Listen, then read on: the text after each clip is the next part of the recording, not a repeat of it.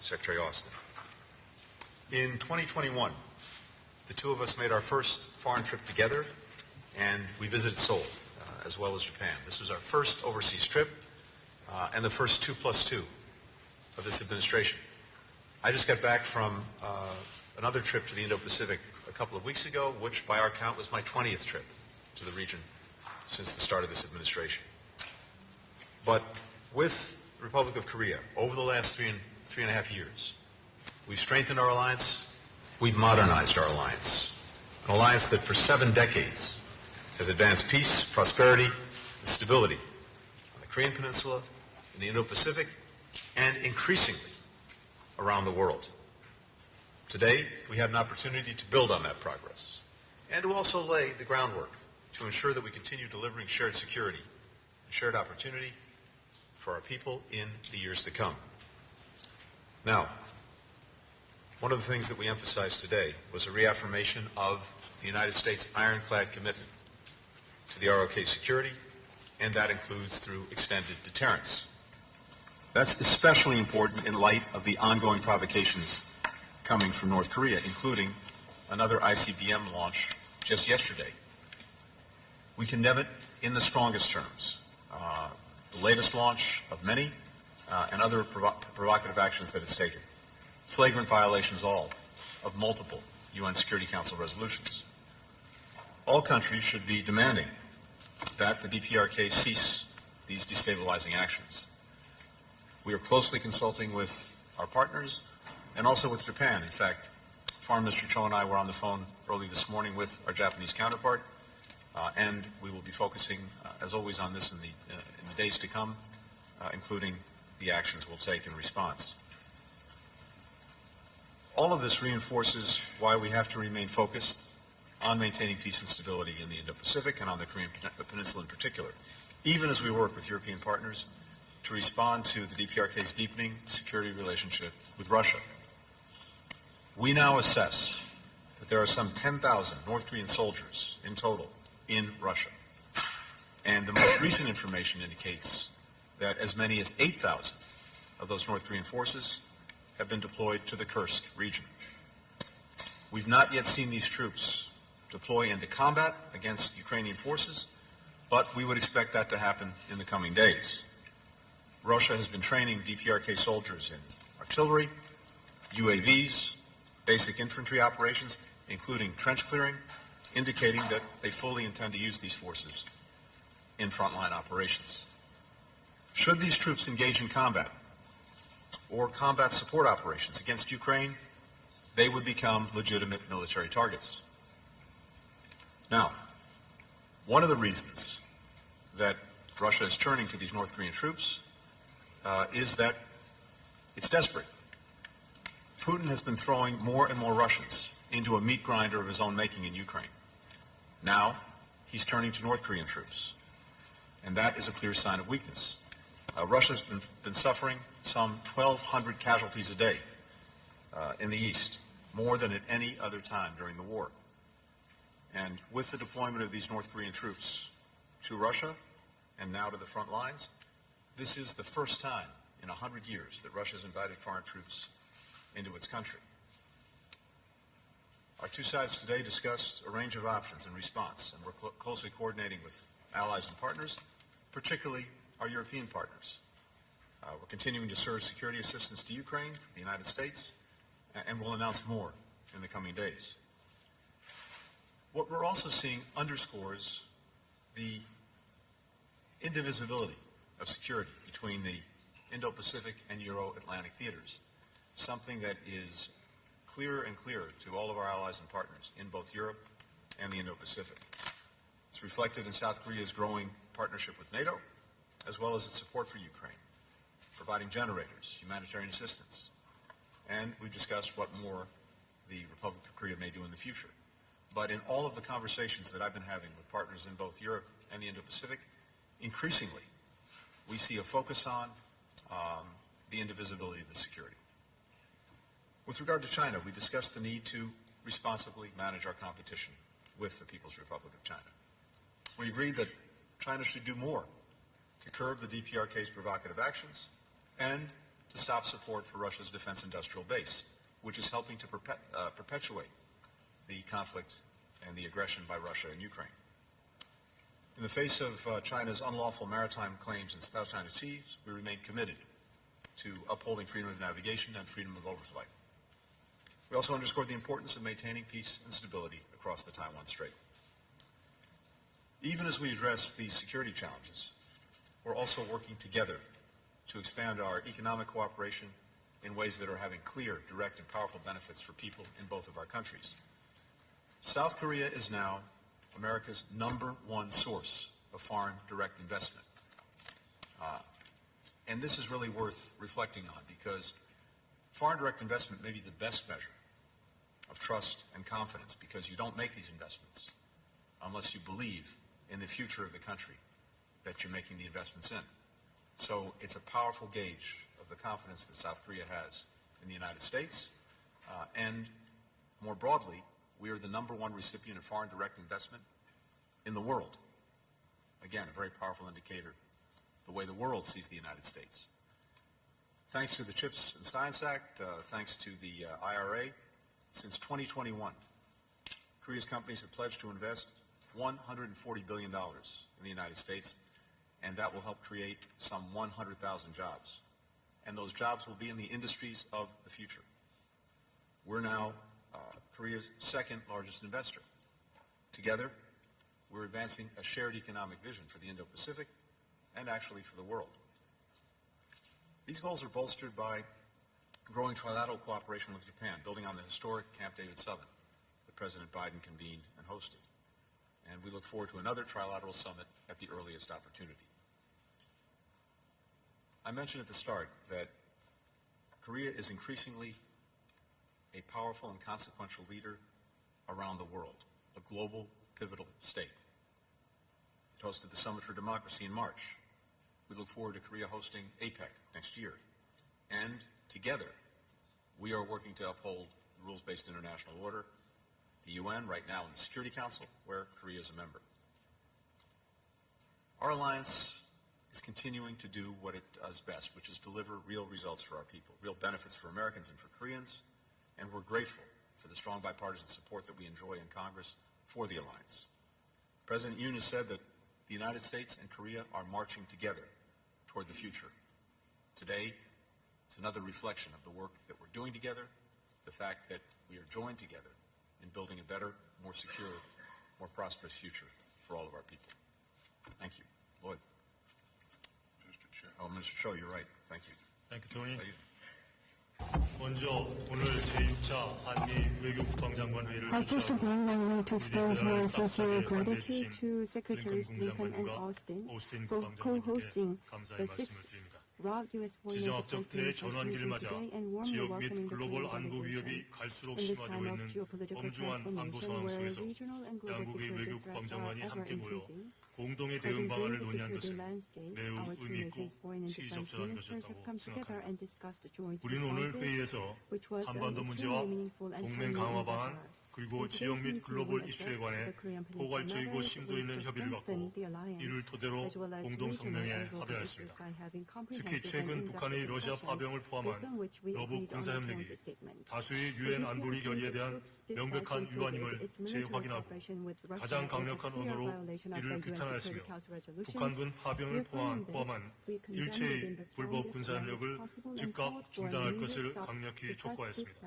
북한군의 파병은 러시아의 불법 우크라이나 침략 전쟁을 더욱 지연시킬 뿐만 아니라 한반도는 물론 유럽 지역의 평화 안보에 대한 중대한 위협이라는 데 견해를 같이 하고 향후 긴밀한 정보 공유와 공조를 바탕으로 상황 전개에 따른 필요한 대응 조치를 취해 나가기로 합의하였습니다. 우리는 북한의 완전한 비핵화 목표를 재확인하고 북한의 지속적이고 불법적인 미사일 도발과 핵 WMD 개발을 강력히 규탄하였습니다.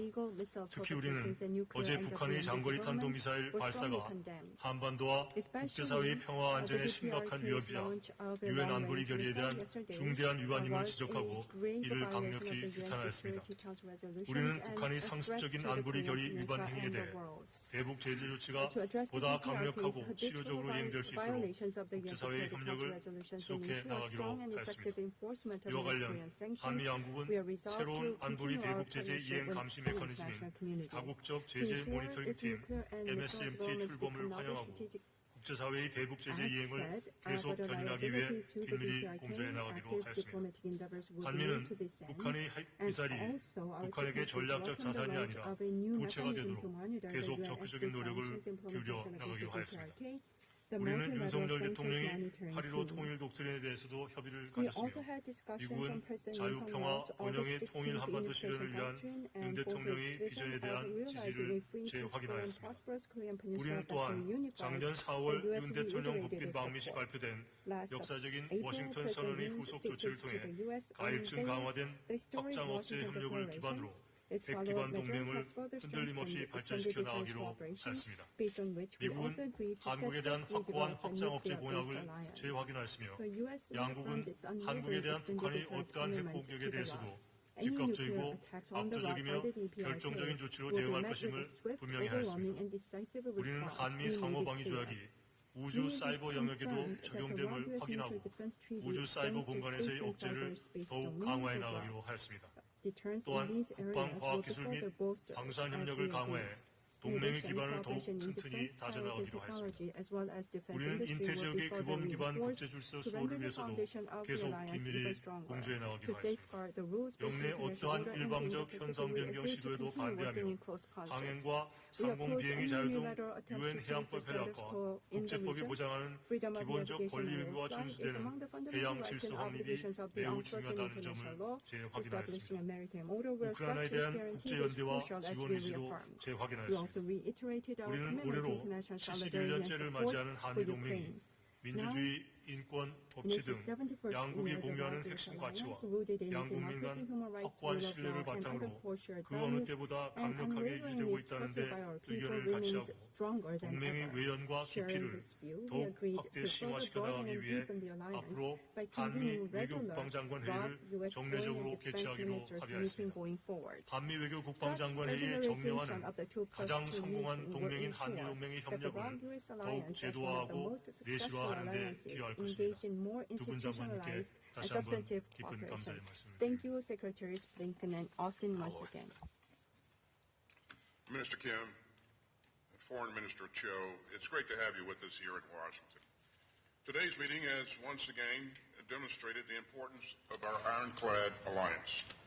Yesterday, Minister Kim and I discussed ways to strengthen and modernize our alliance's combined defense posture. And in today's 2+2, we talked about evolving our alliance into a comprehensive global partnership. So let me touch on three key points. First, we agreed today to further enhance our interoperability and strengthen our extended deterrence.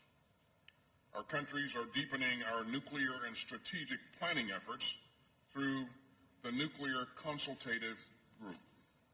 And we're increasing the regular deployments of U.S. strategic assets on the Korean Peninsula.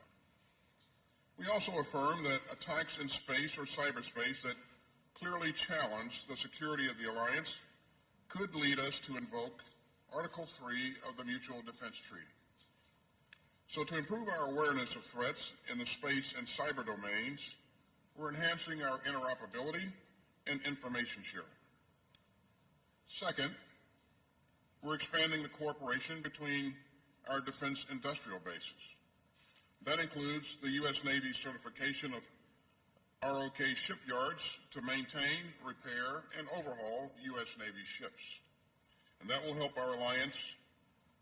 keep our alliance resilient. And it will help ensure that we have the capabilities to deter potential foes and, if necessary, prevail in conflict. Third, and finally, we're continuing to advance our defense ties with our regional allies and partners, especially the historic growth of trilateral security cooperation among Japan, the ROK, and the United States. Our robust partnerships, especially with Japan and the ROK, let us share information, assess threats, and craft thoughtful responses, just like last night when the DPRK conducted its latest irresponsible missile test. And across the Indo-Pacific, we're working to strengthen maritime security and to bolster interoperability through multilateral exercises. And we're helping to build up the capacity of our partner countries to tackle shared security challenges. We also recognize the profound links between Indo-Pacific security and Euro-Atlantic security. As you know, we now assess that North Korea has sent around 10,000 of its soldiers to train in eastern Russia. And as Secretary of State pointed out earlier, our most recent information indicates that about 8,000 of those DPRK soldiers are now in the Kursk Oblast. Now, we've not yet seen these soldiers deploy into combat against Ukraine's forces, but we expect that these North Korean soldiers will join the fight against Ukraine in the coming days. Our assessment is that Putin's forces have trained these North Korean soldiers in artillery operations, UAV operations, and basic infantry operations, including trench clearing. The Kremlin has also provided these DPRK troops with Russian uniforms and equipment. And all of that strongly indicates that Russia intends to use these foreign forces in frontline operations in its war of choice against Ukraine. And make no mistake, if these North Korean troops engage in combat or combat support operations against Ukraine, they would make themselves legitimate military targets. So we are consulting closely with our allies and partners and other countries in the region on these reckless developments and on our response. As I discussed last week in Kyiv, Ukraine's military continues to perform admirably on the battlefield, and Putin's forces have suffered serious losses. In recent months, Ukrainian forces have caused more than 1,200 Russian casualties per day, more than at any other time during Putin's war. By tin-cupping to North Korea for manpower, Putin is showing the world another clear sign of weakness. The Kremlin's North Korean gambit just underscores how badly Putin's war has gone and how much trouble he's in. This is the first time in more than a century that Russia has welcomed foreign troops onto its own soil. Secretary Blinken noted, a permanent member of the UN Security Council is violating Security Council resolutions that it agreed to. So at the direction of the President, the United States will continue to surge security assistance to Ukraine, and so will our allies and partners in the Ukraine Defense Contact Group. That includes artillery and air defense, armored vehicles, munitions, and other crucial capabilities. The United States will announce additional security assistance for Ukraine in the coming days. And in our meetings yesterday and today, we discussed with our ROK allies how we're going to work together with our allies and partners to respond to this dangerous and destabilizing escalation. We're also closely tracking other bullying by the DPRK, Russia, and the People's Republic of China. And that's why the United States and the ROK are working so closely with our partners to stand up to coercive, destabilizing actions in both the Indo-Pacific and the Euro-Atlantic. Our work together is central to ensuring peace and stability and to enhancing deterrence. Foreign Minister Cho and Minister Kim, thanks for your leadership and your commitment to this proud alliance. Minister Kim, over to you.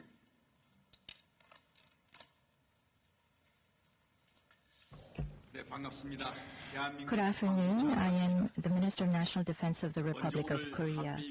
First, I'd like to thank Secretary of State Blinken and Secretary of Defense Austin for hosting the raucous Foreign and Defense Ministerial and for your warm reception of the Korean delegation. International community today is faced with complex challenges which threaten peace and security, and we are in the most stern security environment since the Cold War. 이러한 It is 가운데 at this 오늘 time 한미 외교 that the RAUCUS foreign 국방장관들이 and defense 한 자리에 ministers 모여 have gathered together to 한미 동맹 discuss 발전과 RAUCUS alliance 영내 development and 평화와 안정을 various 위한 issues 다양한 on regional 현안을 논의할 peace 수 and 있게 된 것은 security, 매우 which is 시적절하고 very timely 의미 and 있다고 significant. 생각합니다. 이번 회의를 통해 At the 우리는 meeting, 한미 동맹이 we agreed 한반도와 that the 인도 RAUCUS 태평양 alliance 지역의 is the 평화, core pillar 안보 of peace, security, 그리고 and 번영의 prosperity 핵심 of the Korean 축이라는 점에 Peninsula and 공감하고 the Indo-Pacific 글로벌 region, 포괄적 전략 and we agreed to 동맹으로서 strengthen cooperation 협력을 as 강화해 global 나가기로 comprehensive 했습니다. strategic alliance.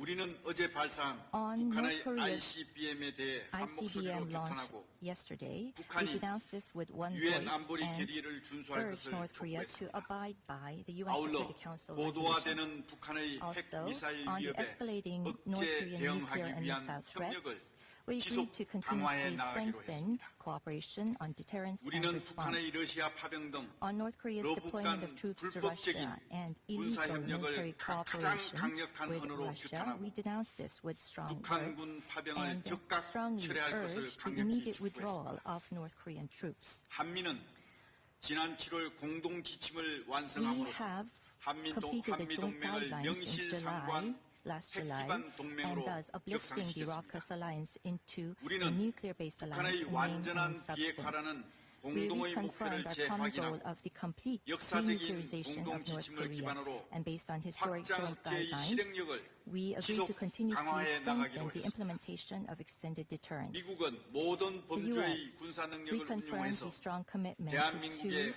확장 use 억제를 full-scope military 제공하겠다는 capabilities to 굳건한 provide 공약을 extended deterrence to the Republic 재확인하였습니다. of Korea.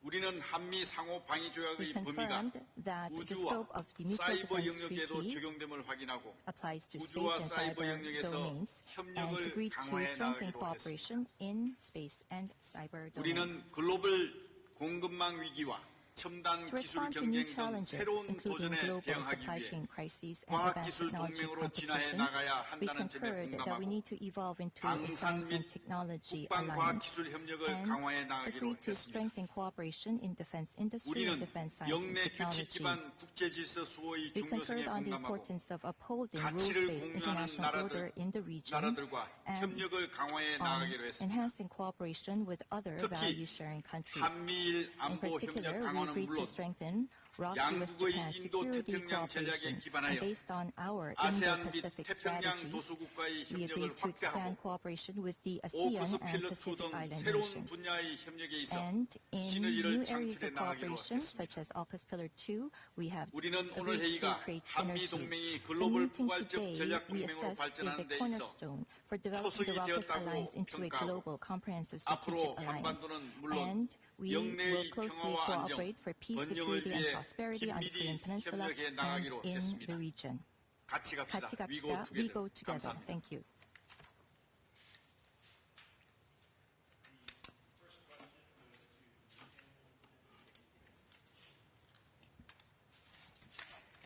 Thank you very much. Now, my first question is for the four of you. You discussed the need for Beijing to do more to rein in North Korea's aggression, but so far, China has been largely silent on North Korea's deployment of troops to help Russia's war effort. What do you make of this silence? What do you want to see? What specific steps would you like to see happen next? And is now the time for South Korea to supply offensive arms to Ukraine? And then over to the Middle East, if I may, Secretary Austin, Secretary Blinken, do you see a Lebanon ceasefire deal coming together? Is that on the horizon? And then in Gaza, the U.S. has been pushing Israel for answers on that devastating strike in Bet Lahia for days now, to no avail. Also, the letter you sent to the Israeli government called for the creation of a new channel on civilian harm incidents by the end of this month. So far, it doesn't appear that has happened. Has anything changed on either of those fronts? And if not, how do you justify continuing to arm a foreign power that won't cooperate? Any more? I'm happy to start.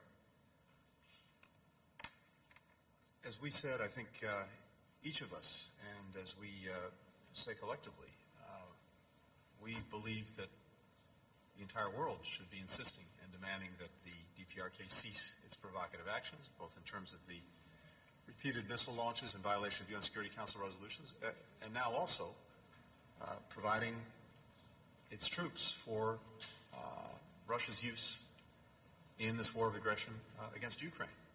And when it comes to China, as a member of the United Nations Security Council, we would and should expect no less.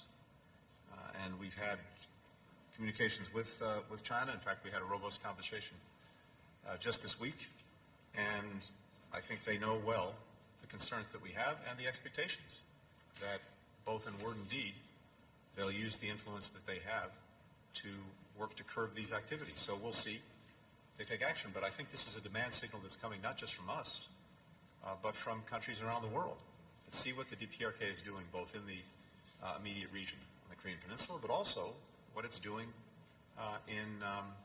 in Europe. Now, it's also very important to note that this is a two-way street between DPRK and Russia. We're seeing what DPRK is providing to Russia in terms of troops. We're very focused on and concerned about what Russia might be doing in order to enhance the DPRK's capacities, its military capacity. That, too, should be of real concern to China because it's profoundly destabilizing in the region. On Lebanon, let me just say that we are working very hard and making progress on reaching understandings of what would be required for the effective implementation of UN Security Council Resolution 1701. This would be the basis of a diplomatic resolution to the crisis. It's important to make sure that we have clarity, both from Lebanon and from Israel, about what would be required under 1701 to get its effective implementation. The withdrawal of Hezbollah forces from the border, the deployment of the Lebanese armed forces, the authorities under which they'd be acting, an appropriate enforcement mechanism. And I can tell you that based on my recent trip to the region, the work that's ongoing right now, we have made good progress on those understandings. We still have more work to do, but that's what's necessary to get us to a diplomatic resolution, including through a ceasefire. And with regard to Gaza, I can tell you a couple of things. First, both of us and our teams are tracking very carefully Israel's responsibilities to meet the letter of the law as we sent it jointly to our Israeli counterparts with regard to the provision of humanitarian assistance.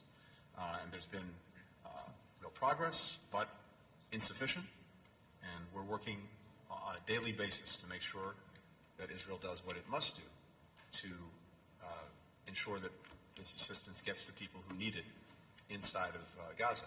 It's not enough to get trucks to Gaza. It's vital that what they bring with them can get distributed effectively inside of Gaza. And one other thing on this very quickly. One of the things that has been successful in recent months was the polio vaccination campaign for hundreds of thousands of Palestinian children in Gaza. But in order for that campaign to be concluded, we have to complete a second round of vaccinations. And these vaccinations have to happen within a certain period of time from the first round of vaccinations. It is urgent that this be completed in the days ahead, and we're looking to Israel to facilitate that action. And then finally, sorry for going on so long, for many months, Israel's made clear that the strategic objectives that it had in Gaza in making sure that October 7th and the horrors of October 7th could never happen again were the effective dismantlement of Hamas's military capacity, its organized military capacity, and the elimination of the leaders who were responsible for October 7th. So, both of those goals have been achieved. And the focus now must be on ending the war, and in the meanwhile, making sure that people who need the assistance for food, for medicine, and other basic humanitarian needs get the assistance that they need. So with respect to the PRC and this latest development with DPRK troops in Russia, you know, we're speaking to countries throughout the region about this alarming development, and that includes, as Tony pointed out, it includes the PRC. And I would refer you to the PRC for their position, but if China is serious about its desire for de-escalation, it should be asking Russia some hard questions at this point, and whether it intends to broaden this conflict by this kind of behavior. And so we'll continue to work with allies and partners, and make sure that we're doing the right things in terms of being prepared to move to the next stage in terms of holding DPRK to task. Regarding activities in the Middle East, I talk to my counterpart, Minister Gallant, routinely. I'll talk to him today, this afternoon, and every time I talk to him, I emphasize the need to protect civilians in the battle space and the need to provide humanitarian assistance to the people in Gaza. And as Tony pointed out, they have made some progress recently. We want to see them do much more, and we'll continue to emphasize that as we engage in the future. And again, we're hopeful that we will see things transition in Lebanon in a not too distant future. I think there's an opportunity for that to happen, but it's left to be seen when that will happen. But we'll continue to press to make sure that it happens sooner versus later. 네, 지금 최근의 진전 상황에 대한 중국의 입장에 대해서 Regarding China's stance on the recent developments and what kind of measures that we will be 러브 asking 군사협력과 또 towards China 북한의 러시아 파병 문제에 대해서 concerning 중국은 the 상당히 military 대외 입장 cooperation 표명에 between 있어서 Russia 신중한 and the DPRK 자세를 and 취하고 the 있습니다만 troop dispatch to 속으로는 Russia. 상당히 China 불편한 has been 심정일 reticent 것으로 about 저희들은 추측을 making 하고 its 있습니다. position 그리고 known, but I 중국이 believe 분명히 that 할 수 있는 역할이 it is 있다고 finding 믿기 it 때문에 very 그동안 uncomfortable, the whole 여러 지난 situation. 봄부터 중국과 계속 Starting 고위급 from last 전략적인 소통을 해왔던 그런 because we know that 걸 there are 발판을 things 해서 that China can do. 앞으로도 We have 하반기에 been 있는 여러 가지 engaging high-level talks 고위급 and communication with 회동의 China 계기를 so that 준비하는 그런 차원에서 we can 여러 make 레벨에서 relevant 중국과의 cooperation. So we 접촉이 will 있을 continue 것으로 to do 생각이 so 되기 going 때문에 forward, and we 그러한 will be 기회를 having 통해서 many contacts 우리 and 측의 우려를 interactions 전달하고 with the 또 PRC, 중국이 필요한 and 역할을 utilizing 하도록 those 그렇게 occasions, so we 촉구해 will 나갈 생각을 relay 가지고 our 말씀드리겠습니다. concerns and 그리고 thoughts 앞으로 to 우크라이나에 the 무기를 PRC. 지원할 And 것이냐라고 going forward, 물으셨는데 regarding our 최근 plan to provide 전쟁 weapons 상황에 to 대해서 Ukraine, 우리 정부 입장은 there was a 윤석열 question, 대통령께서 누누이 말씀하셨듯이 as was mentioned 러브 군사협력의 by 진전 the 추이에 따라서 President 그에 Yoon, 상응하는 depending on the 조치를 developments 단계적으로 in 취할 military 것이라는 것을 cooperation 말씀드리고 between the 그러한 DPRK 기본 and 입장하에 Russia, relevant 앞으로 measures, corresponding 러시아가 measures will be taken 북한이 accordingly. 러시아에서 어떠한 정도의 We need 개입 to 수준을 see the 유지하면서 level of 활동을 할 것인지 involvement of 그에 the 대해서 DPRK 러시아가 forces 어떠한 반대급부를 in 줄 것인지 Russia. 그러한 And we 내용들을 also need 살펴가면서 to watch 그에 what kind 따른 of quid 상응하는 pro quo 조치를 취할 것이라는 the 것을 DPRK 말씀드리고 will be receiving from 어떤 상황을 Russia. So we'll have to 예단해서 watch that 구체적인 before making a 조치를 decision as to 취할 것이다라고 하는 것을 the 미리 weapon 밝히는 것은 support that we will be 바람직하지 providing 않다고 to 생각을 합니다. Ukraine. So we're not in a position to share the specifics. 네, 세 분께서 So 충분한 답변을 the 하시기 three 때문에 한 earlier 가지만 ministers have already 첨언하겠습니다. mentioned much, but I'd like to just add one 중국의 point 침묵에 on the 관련해서 silence of the PRC. 중국은 아직까지 침묵을 하고 China 있습니다. still continues to be 지금 이제 silent. 관망을 하고 있다고 보는 게 정확하겠죠. I think the more clear 그래서 assessment is that it 사태가 is 발전되고 watching 악화되면 and waiting, 언젠가는 and if the 중국이 situation worsens, 중재자로서의 point, 역할을 이런 모종의 역할을 할 China, 것이다. 그 either 시점이 as a 언제일까? mediator 저는 그렇게 or 생각합니다. any other 중국이 role 이게 사태가 may be 악화되면 intervening. So when the situation 중국의 worsens, 이익에 침해되는 순간이 올 거라고 there will be a 생각합니다. point when the interests of China will be violated, and it is at that point that China will begin to play a certain role. For the next question, Sang-Ho Song with Yonhap News Agency. Thank you. My first question is for Minister Kim and Secretary Austin. Yesterday, North Korea launched an ICBM. Do you assess that there was any Russian technological support vis-a-vis the latest ICBM launch? And regarding the SCM statement yesterday, the statement said that Minister and Secretary decided to include North Korean nuclear attack scenario in future combined exercises. Does that require any revision or update of ROK-US wartime operational plans? And when will that happen? Would that be applied to combined exercises in coming years or next year? Can you give us some clarity on the time frame? And my second question is for Secretary Blinken and Minister Cho. Can you tell us what specific steps South Korea and the United States are considering taking beyond just public condemnation if North Korean troops' actual entry into combat is confirmed? Thank you. So the first question was on the ICBM, and can you...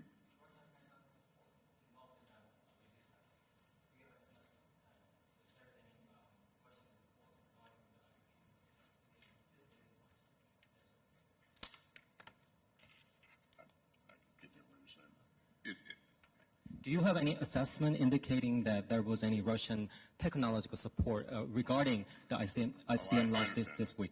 Thank you. At this point, it's very early in our assessment phase, and we don't see any indication at this point that there was Russian involvement. But again, we'll continue to work with our partners and our allies in the region to analyze this. But again, let me emphasize how irresponsible this behavior is, and we call upon the DPRK to cease and desist. It's potentially destabilizing, and again, it violates the UN UN sanctions. So, but to answer your question specifically, I don't see any Russian involvement. And your second question was? The second question is regarding the SCM statement yesterday. The statement said that the minister and Secretary Austin decided to include North Korean nuclear attack scenario in a future combined exercises between South Korea and the U.S. militaries. So I'm wondering if that requires a revision of wartime operational plans between South Korea and the United States, and when will that happen? If that's happening maybe next year or in coming years, do you have any time frame for that? Thank you. Well, certainly I won't provide specifics about the contents of our planning, but I would just say that we are constantly planning and upgrading our plans and working to make sure that that we are ready to fight tonight if it comes to that. But again, the fact that we continue to increase our interoperability, I think that reassures our allies and partners in the region, and it also serves as a deterrent against anyone who would want to do the unthinkable and try to take on this great alliance.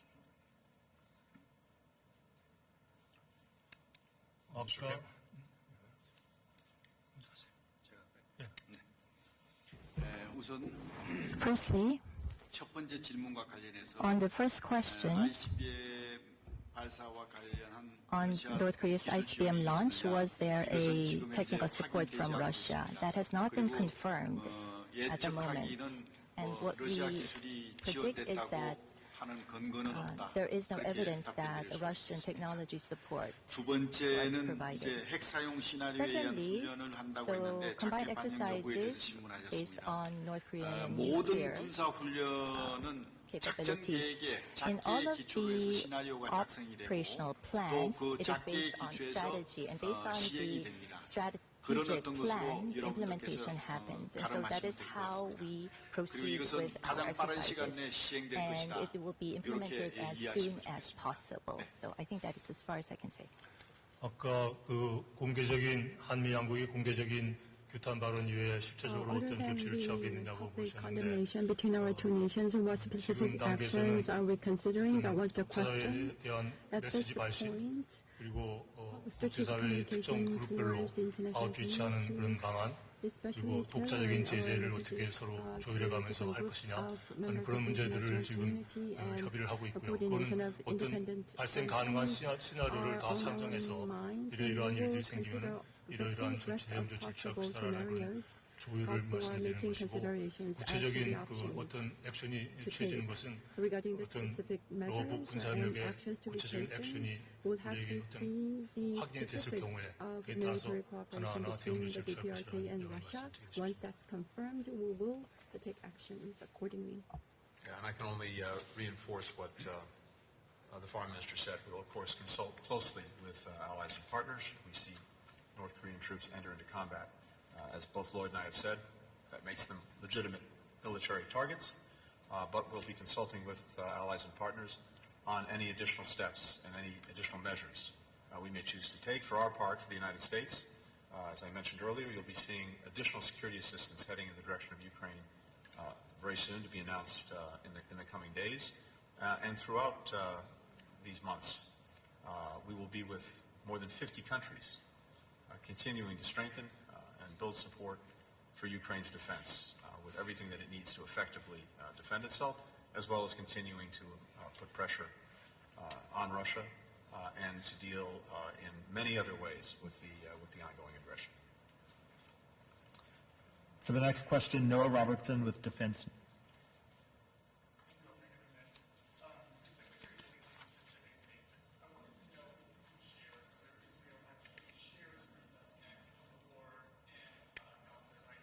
Your microphone is not on.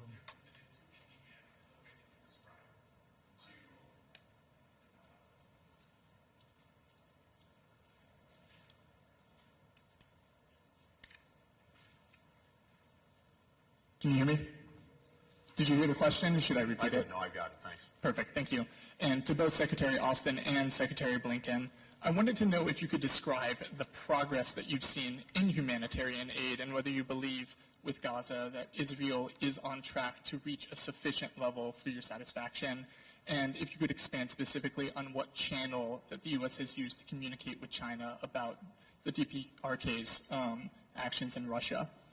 To Secretary Austin specifically, I wanted to know, now that we have seen these 8,000 DPRK troops deployed toward Kursk, whether you think it's possible for Ukraine to hold on to its territory there, or whether it will have to try to consolidate its defenses given the losses in the east. And then if I could venture one more specifically to Minister Kim, could you specify the number of containers that the DPRK has provided to Russia during the conflict as it grows its cooperation militarily? Thank you. Thank you. Well, of course, I'll let Israel speak for itself, but I think it actually largely has. As I said, it's made clear repeatedly and publicly that the critical objectives that it had for making sure that October 7th could never happen again were the elimination of Hamas's organized military capacity, as well as bringing to justice those who were responsible for perpetrating October 7th, and notably Mr. Sinwar. Well, the latter is demonstrably done, and the Israelis themselves have said, and said publicly, that they have dismantled Hamas's military capacity. So on that basis, these are their stated objectives. Those objectives having been achieved at great cost in the lives of children, women, men, Palestinians, caught in this crossfire of Hamas's initiation and making, well, this would be the time to move to end the war. In terms of progress on the humanitarian aid, look, the letter that Lloyd and I sent, which is now in the public domain, even though that was not the intent, lays out a number of things that we expect to see them do. And I can tell you that as you go down the list, there are a number of them, a number of these steps have been taken, including, for example, reviving crossings that had been dormant, initiating and opening a new crossing into Gaza, some additional measures. Some are in train, others we've not yet seen. And so we're tracking this between us, between our teams, with the Israelis and those who are working on the humanitarian response every single day. I know, as the Secretary said, he'll be speaking to Defense Minister Gallant, I believe, later today, and I'm sure that will come up. So we're very focused on making sure that the steps that we outlined in the letter are actually taken and implemented and sustained. Because what we've seen in the past is this. We've seen Israel take important steps, for example, this spring, also in response to what the United States said was necessary to improve the humanitarian situation for people in Gaza. And we saw real progress, and then we saw it diminish and then tail off, which is one of the reasons we felt it was so imperative to write to our counterparts and to see action taken on this. In terms of our engagement with China, I mentioned earlier that we had a robust engagement just this week, and what I can tell you is that happens between senior officials in our government, including the State Department and the Chinese government. Regarding the progress of humanitarian assistance. I agree with what Tony has said. We are seeing progress, and we'll continue to watch this on a daily basis, and I'll continue to engage my counterpart and encourage him to pick up the pace.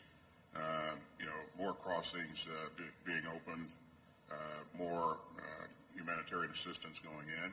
We just got to make sure that they increase it even more. The other question you had for me was that based upon the 10,000 troops from the DPRK that have entered the battle space, is it possible for Ukraine to hold on to Kursk? The answer is yes. And if you take a look at what I said earlier in terms of the numbers of casualties that Russia is suffering on a daily basis, some 1,250 or so casualties per day. You do the math on a given month, those are pretty big numbers.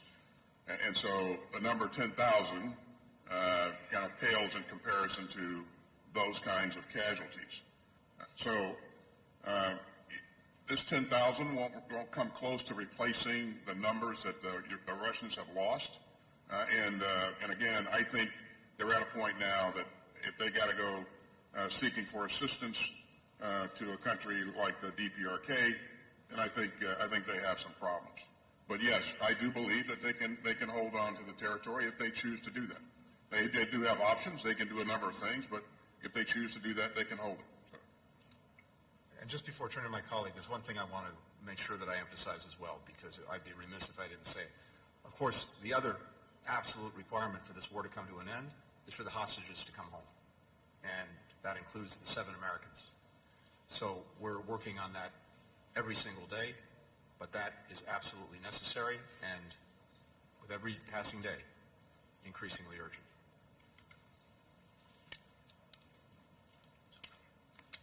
네. 북한이 러시아에 지원 On North Korea's munition support to Russia, it will be in the hundreds of thousands. So it's not 1 million or 2 million, but it's close to tens of millions of munitions. And missiles will be about 1,000. Over 1,000 missiles have been provided. And for the final question, Min Suk Lee with Chosun Ilbo. Thank you. My first question is to Secretary Austin.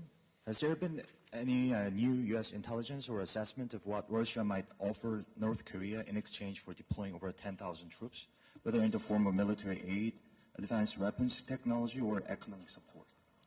And to Secretary Blinken, as DPRK's nuclear and missile programs have become increasingly advanced, U.S. officials have been mentioning the interim steps to engage with North Korea, which raised some speculations about whether the U.S. is poised to employ a policy shift. There was no phrase denuclearization in the joint statement released yesterday after the SCM. So is the U.S. moving the focus of its diplomacy from the pursuit of complete denuclearization of the North Korea to one of deterrence? Thanks. My question is for Ministers Kim Yong-hyun and Cho Tae-yeol. Minister Kim, yesterday you talked about enhancement of ICBM, and there's a possibility that North Korea is asking for advanced technology from Russia. And so do you have any signs that this is actually happening? And if this concern is visualized, comes to fruition, what will the Korean government do as a response? And what are the preventive measures that we can take? In terms of what the DPRK may be getting in return for its provision of 10,000 troops, that's unknown at this point, but as you look at things, you would guess that technology would be at the top of the list, and that's, again, one of those things that could be and will be destabilizing depending on what kind of technology we're talking about. Financial assistance, and you can go down the list. And certainly, DPRK stands a chance of gaining in this exchange here. This is something that we're going to have to continue to watch very, very closely. It will potentially embolden them to do more of the kinds of things that we've seen them do here recently, especially the kinds of things that we saw yesterday with the launch of an ICBM. And our policy remains what it has been and will remain, which is the complete denuclearization of the Korean Peninsula. 네. 러시아의 그 첨단 기술 On 이전과 Russian 관련해서 technology transfer to 아직까지는 North Korea, 사실로 as of 확인된 yet, 바는 없습니다. 다만 nothing has been 그렇게 할 confirmed. 가능성이 It has 있다 not 하는 been 가능성에 confirmed as 대한 a fact, 예측입니다. but we are just making 하지만 predictions about the possibility. 설사 그 러시아의 However, 첨단 기술이 북한에 if 이전된다 there 하더라도 will be a 우리 transfer 한미 of 동맹의 Russian 첨단 technology 기술과 to 능력으로 North 극복이 Korea, 가능한 we can 상황이다. overcome that 그렇게 이해하시면 되겠습니다. through the advanced technology that the alliance has. 저는 그런 상황이 발생되지 않도록 억제하는 것이 무엇보다 중요하다고 Deter 생각을 such 하고 situation, I 미국 believe 등 국제사회와 긴밀히 our efforts in that 공조해서 regard is 여러 most 가지 important. 규탄 메시지도 In 발신하고 collaboration with the 독자 international 제재에 관한 community, 내용도 we are engaged in 조율하고 strategic 그렇게 하는 지금 communication 현재 and 진행하고 있는 coordinating 노력들이 바로 independent 그러한 목적을 sanctions. 최우선순위에 These 두고 하고 있는 activities 거라는 have 말씀드리고 exactly that situation, the 구체적인 deterrence of 그 that 이후에 situation in 어떤 mind as a 액션을 취할 top 것인지에 priority. 관해서는 아까 And 답변드린 once 대로 that's done, 원론적인 as 우리 to what 기본 kind of 입장을 actions 다시 to be 반복해서 taken, 말씀드리는 I will have to 대체하고자 repeat the principle that I've already told you about. Thank you. Thank you all.